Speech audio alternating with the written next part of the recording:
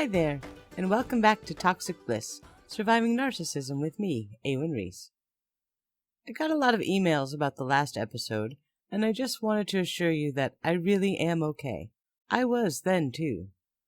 I don't know why the news of the miscarriage didn't seem to affect me, other than the fact that I had no idea I had been pregnant. I hadn't even realized that my period was late, and perhaps my brain was just too overloaded to internalize the event.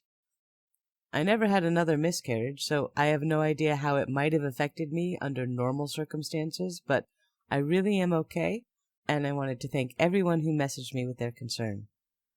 Let's get right into it today. The next week went by quickly and smoothly. Mike was having a decidedly calm phase, and I appreciated it greatly. He did point out a few times how nice things were, and it was surely because I had changed for the better. I hadn't criticized him in a long time, and wasn't it so much better this way? See, he knew he could be happy if I had just relaxed. We had gone to the storage unit to grab my computer. When we got there, I walked in and sat down on the couch that was stored off to one side while he loaded the computer parts into the trunk of the car. After a few moments, I stood up. The backs of my thighs were burning and itching. What fresh hell was this? Mike had spun me around and started brushing at the backs of my legs. Oh, man, he said, half laughing, half concerned. What is it? I asked. Look at the couch, he said.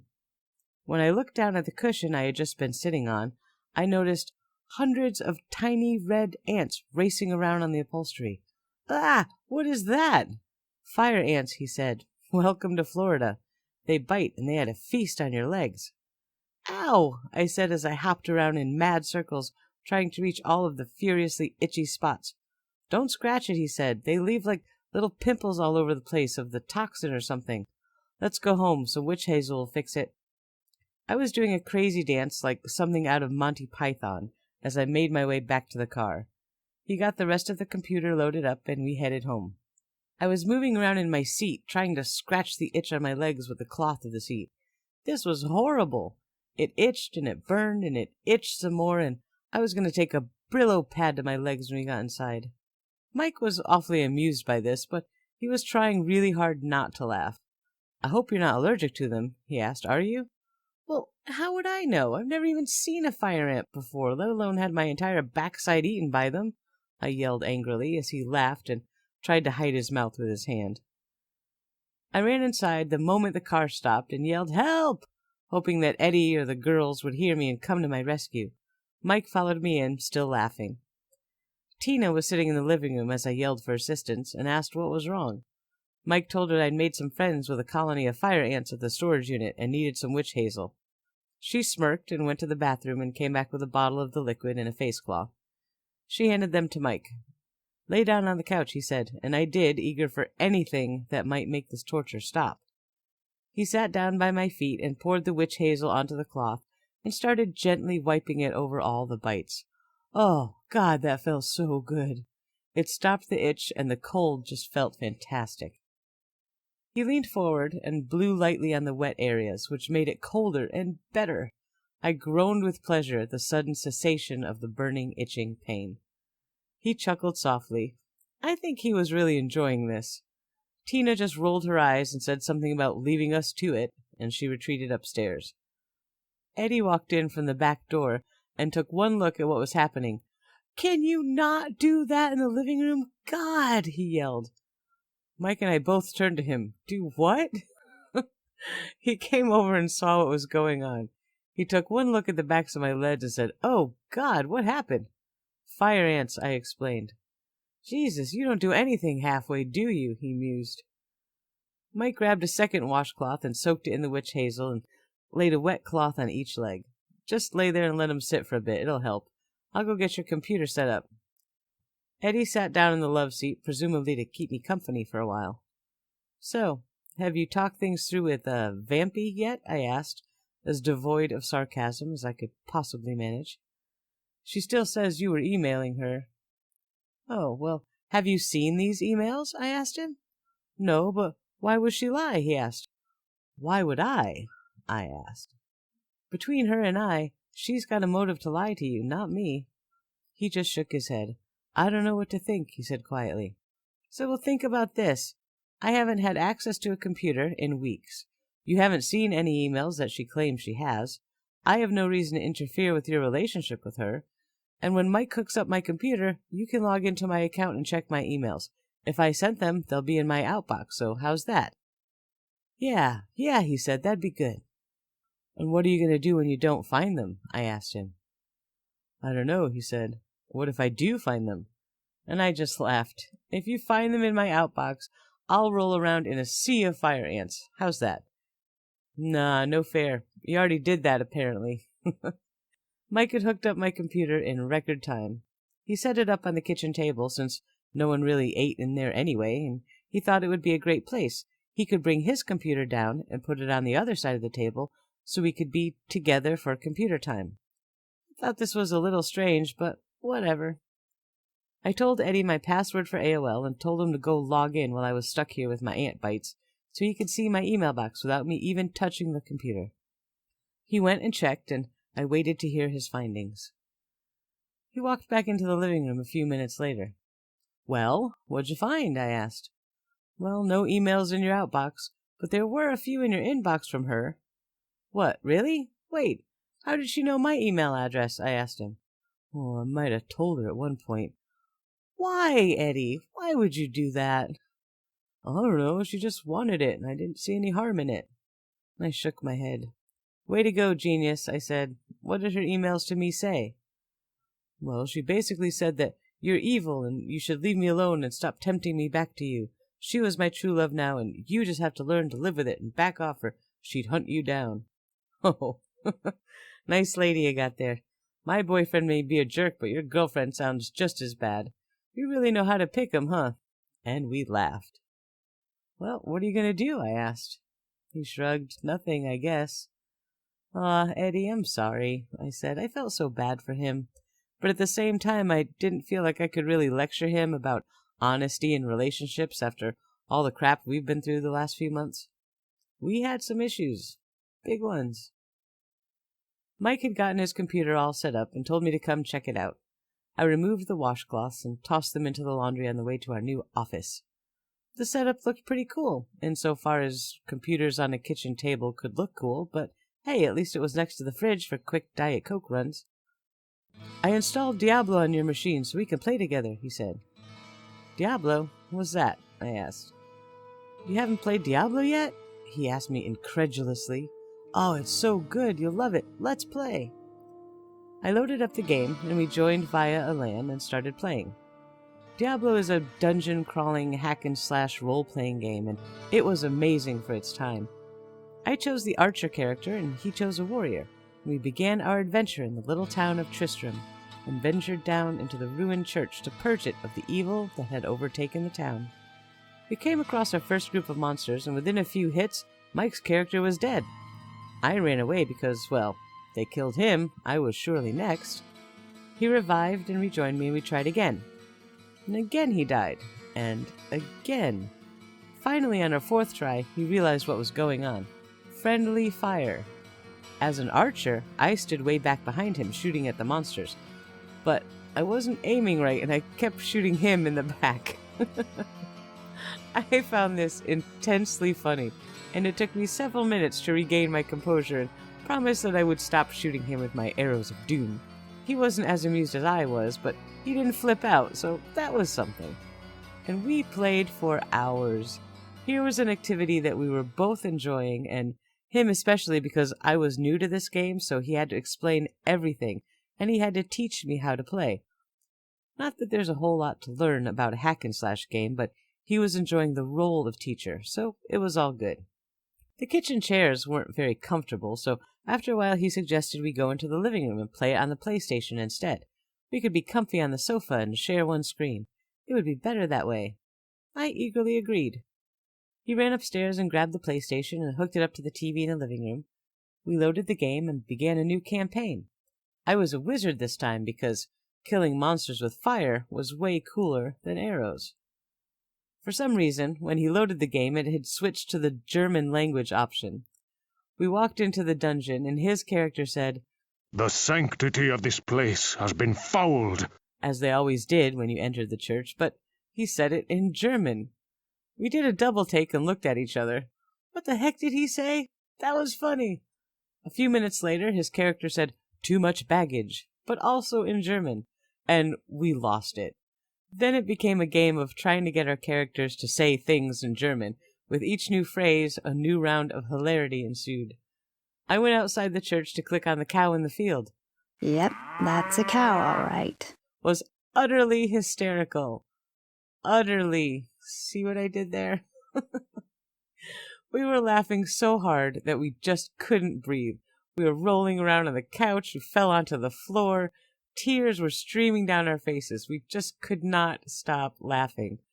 Tina eventually poked her head down the stairs and told us to shut up. She was trying to sleep, which, of course, made us laugh even harder. We actually had to go outside since we just could not be quiet. The fresh air helped to calm us down a bit, but we continued to have small fits of laughter for the rest of the night. We'll take a quick break here and come back to see what happens next. Welcome back. The positive energy had continued into the next morning. Mike was going to start his new job, and he asked me to make him a lunch real quick. I was happy to do so because it seemed like a real wifey thing to do, and I liked playing house. He said a couple bologna sandwiches and some chips would be great. Ugh, bologna, gross. But I made him 2 sandwiches and added a bag of Doritos, and I put an apple in just because. He took a large drink cooler of Gatorade with him and kissed me on the forehead as he left for work. I made breakfast for everyone else and cleaned up the kitchen. What was I going to do all day now that he was working again? I was happy that he decided to get a job, but I had already become so used to him being with me all day, and I was kind of sad. I decided that I would give the living room a once-over, but I discovered a line of fire ants that were marching in from the windowsill. I followed them as the line wound down the wall and around the end table, finally leading up the arm of the sofa and into the little cubby area that was under the top of each arm of the couch. I lifted the top carefully, not sure what I was going to find, and oh my Lord! There were hundreds of ants swarming around in there. Ugh! I had developed a very healthy fear of these little beasties, and I didn't know what to do with this mess. I sent the girls upstairs to keep them away from the ants. I called the office and asked them to send a maintenance guy over to help me with this problem, and he showed up within a few minutes. I was really thankful. I showed him the trail of ants and their destination. He looked at me like this was my fault, and I said, "Hey, don't look at me like that. I don't live here. I'm just a guest. I don't know what's in that couch, but help." He had some kind of ant-killing spray in a shop vac. He killed them all and hoovered them up and ran a line of caulk around the window to make sure they couldn't keep coming in that way. "You're going to need to clean out that couch," he said, and I nodded. I thanked him for his help and for coming out so quickly, and he was on his way. I looked back into the cubby in the couch and found a small mountain of melted candy, caramel. What on earth? I got some utensils from the kitchen and started to dig it all out. Underneath the mass was an empty box of milk duds. For the love of God! One thing I hadn't mentioned before was that Tina had an obsession with buying candy. Remember all those Walmart bags that were strewn about the floor when I had arrived? 90% of them were filled with bags of candy. Jelly beans, hard candies, chocolate, mini candy bars, hundreds of bags of candy. I had asked Mike about it, and he just shrugged.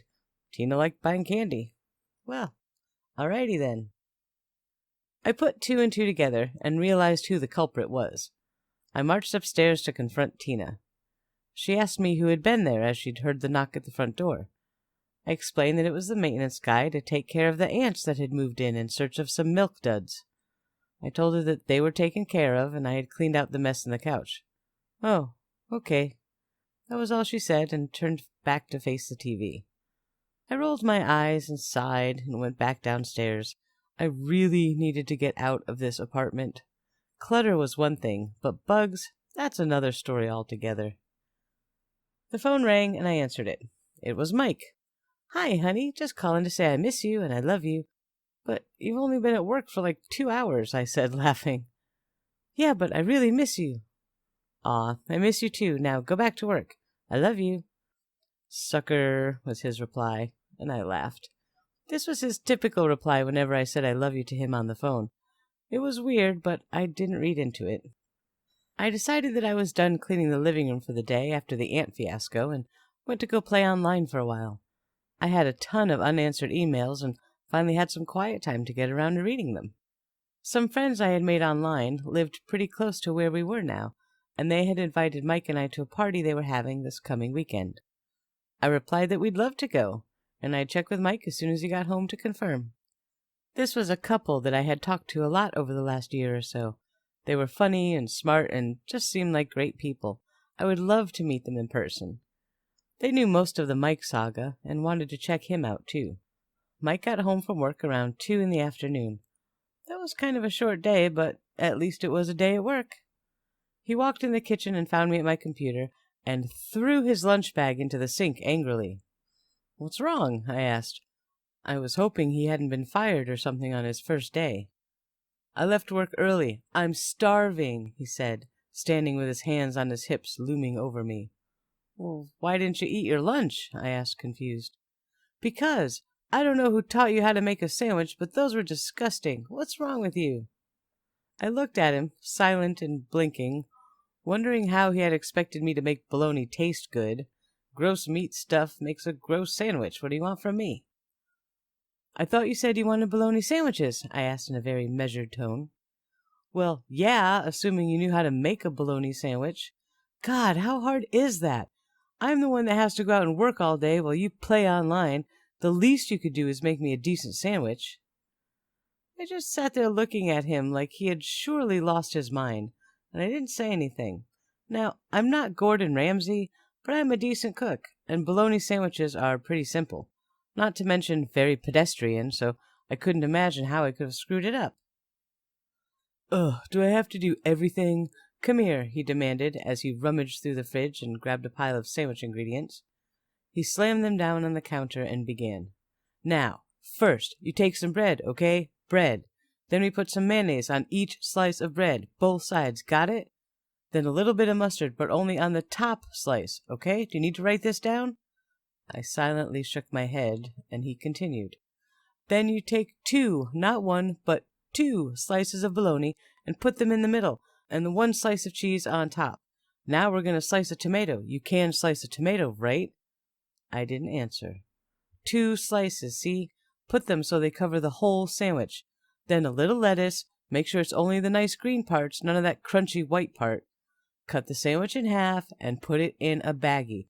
Do you think you can handle that?" he said with a mouthful of food, as he had taken a large bite to demonstrate. "Do I have to teach you everything?"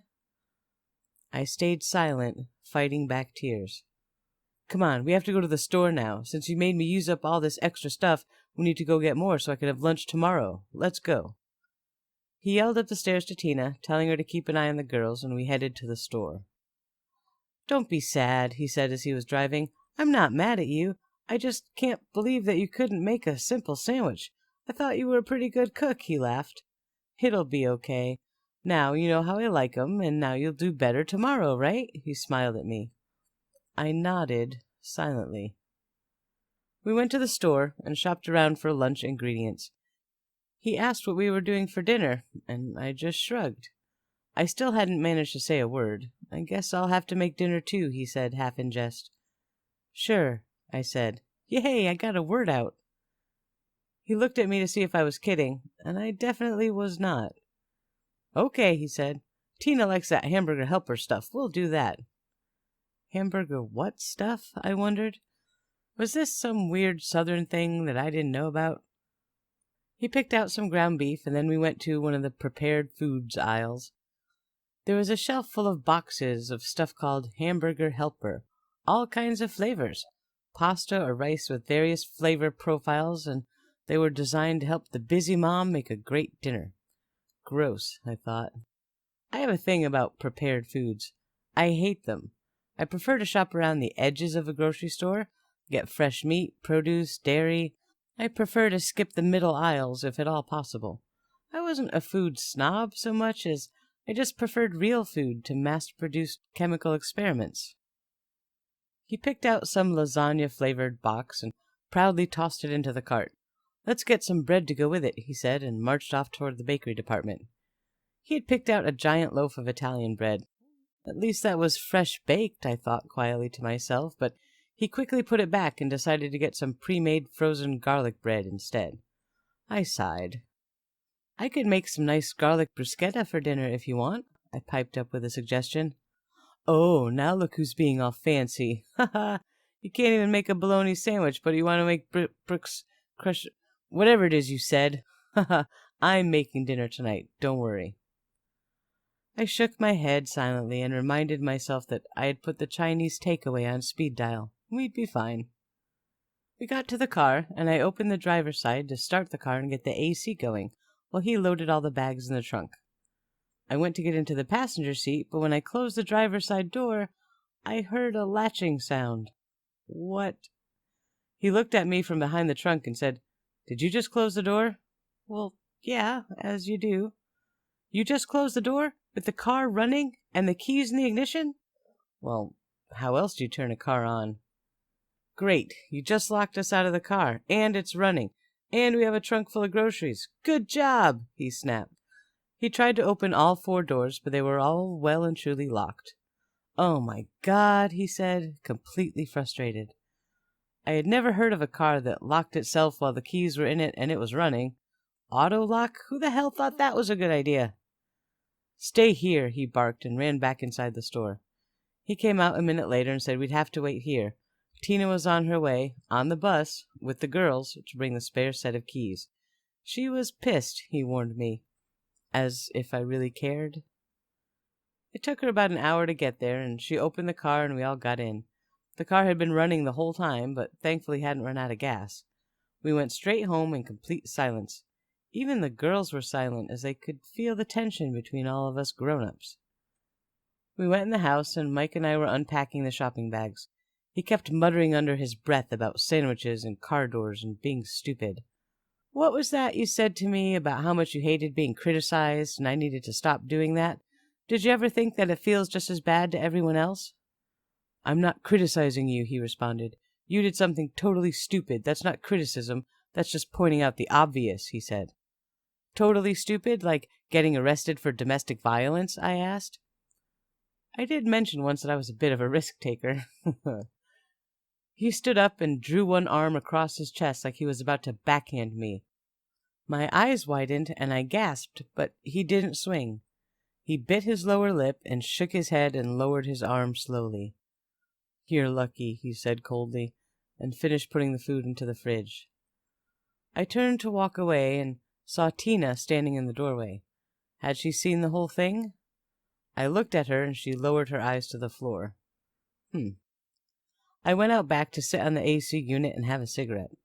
I cried. I knew he had some anger issues, but never in a million years did I think he might strike me in anger. This was a new twist, and I had no idea how to deal with it. I mean, he didn't hit me. He stopped himself. That was good, right? But he almost hit me, and he wanted to. I was sure of that by the look I saw on his face. But he did stop himself. Could I count on that always being the case? I suddenly missed Eddie a whole lot, and wondered when he'd be back from work. The back door swung open, and a line of people came out in succession.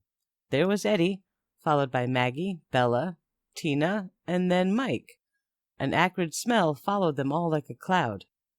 I looked at them and noticed everyone except Mike was hiding a smirk. "What's wrong?" I asked.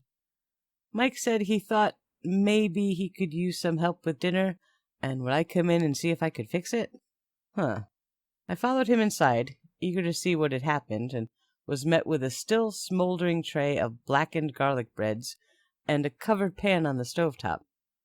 I lifted the lid of the pan and saw a coagulated pile of goo and asked what that was. "Well, that's the Hamburger Helper," he said. "Oh, right, okay. What did you do to it?" I asked him. He explained that he did everything he was supposed to. He opened the box, dumped all the contents in a pan, added the water and ground beef, and turned it on. Something must have been wrong with the package, because it usually turns out fine. Sure it did, I thought. I reached for the phone and ordered Chinese for delivery. "There, fixed," I said, as I walked back outside. fully satisfied that I had been vindicated, and I didn't feel the need to make a statement about it. He stayed in the kitchen, but we had left the door open to air things out. I knew he could hear the laughter as we all had a great chuckle over his dinner attempt. And as much as I knew that that would cause him a lot of stress, I wasn't about to try to smooth things over for him. He deserved every moment of this ridicule he was getting, and I was still bitter about the almost backhand from earlier.